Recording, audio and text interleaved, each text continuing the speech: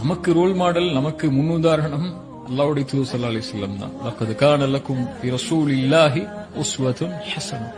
அல்லாஹ்வுடைய தூதரிடத்தில் ஃபீ ரசூலில்லாஹி, அல்லாஹ்வுடைய தூதரிடத்தில் உங்களுக்கு அழகிய முன்மாதிரி இருக்கு. எல்லாம் அவங்க மேல கீழே ஆடை, அவங்களுடைய முகம், அவங்களுடைய தோற்றம், அவங்களுடைய உணவு, அவங்களுடைய பழக்க வழக்கம், அவங்களுடைய வாழ்வு முறை எல்லாம் உங்களுக்கு உஸ்வத்துன் ஹஸனா.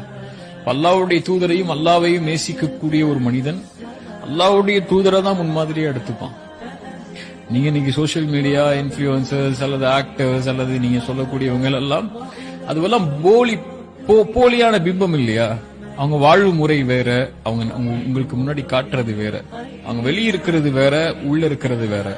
ஆனா வெளியையும் உள்ளேயும் இந்த உலகத்தில் இருக்கக்கூடிய ஒட்டுமொத்த சமூகத்தையும் 33 வருடத்துடைய ஒரு மனிதருடைய வாழ்க்கை, ஒட்டுமொத்த உலகத்துடைய மனிதத்துடைய பெரும்பான்மை சமூகத்தை அந்த மனிதரை நேசிக்கிற அளவுக்கு ஆக்குதுன்னா, அப்ப அந்த மனிதருடைய வாழ்க்கையை தவிர யாருடைய வாழ்க்கை முன்னுதாரணமா இருக்க முடியும்?